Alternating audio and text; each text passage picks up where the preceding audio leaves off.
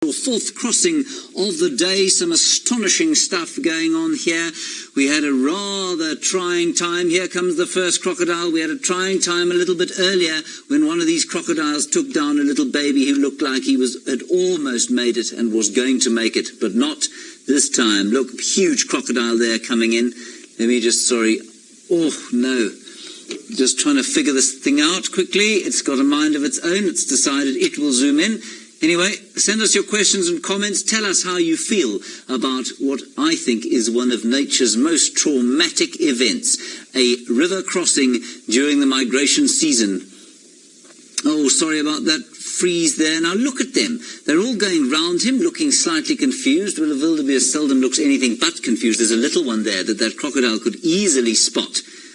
Now remember, these crocodiles have been eating wildebeest feasting on them for the last little while. Oh, there we go. First one. He's got the first one.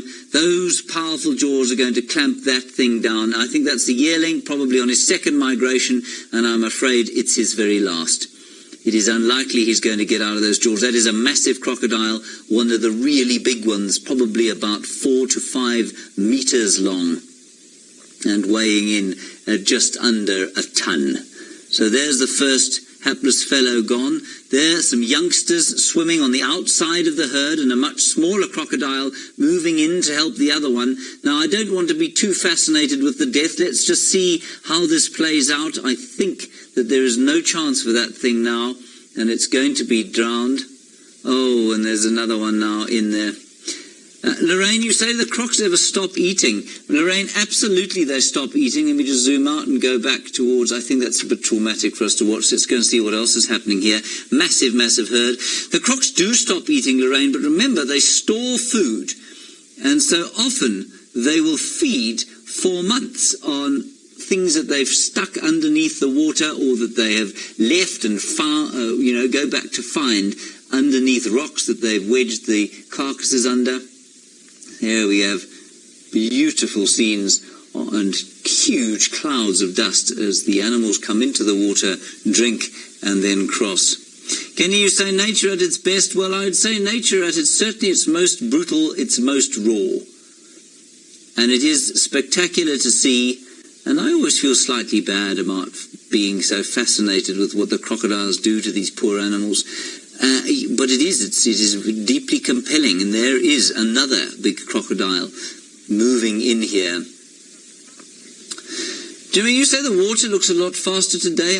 Jimmy, I'm going to say no, I don't think it is. I'm going to say, in fact, it's probably quite a lot slower than it has been over the last 2 or 3 days. This because there hasn't been a huge amount of rain of late, and it certainly got faster, probably around about 3 days ago. Sorry about the freezing of the picture. And now, not so much. Now I think it's slowing down. There's another crocodile coming in from this side. Now what's interesting here, I think, is that the wildebeest are following the line of those that have been pushed down by, that's a small crocodile, so I don't think those wildebeest are in any trouble. They're following the line of wildebeest that have been pushed down by the current.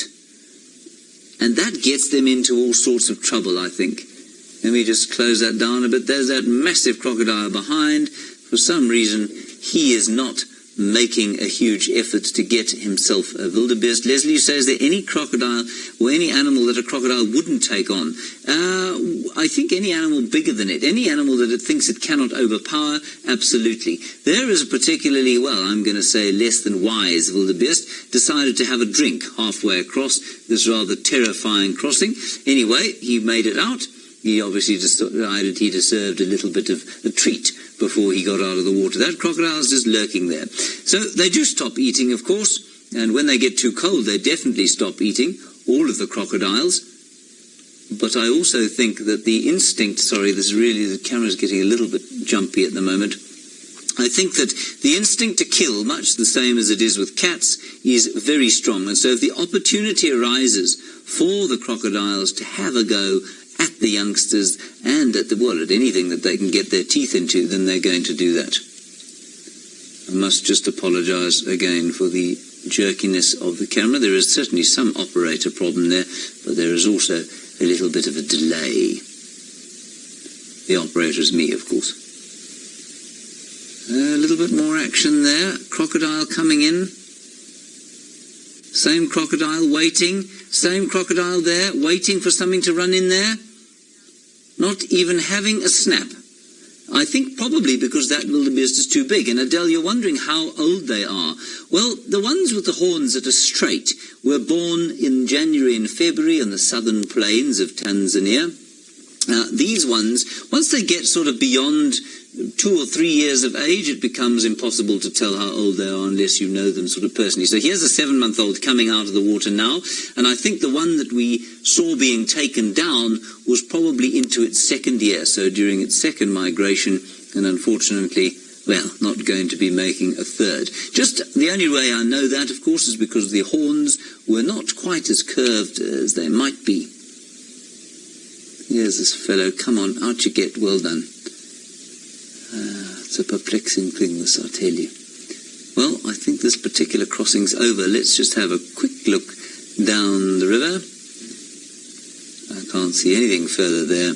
Alrighty, so we'll say goodbye to you again. Keep an eye out on whichever Facebook page you're watching, and we will almost certainly come back again as the crossing season continues in the Mara.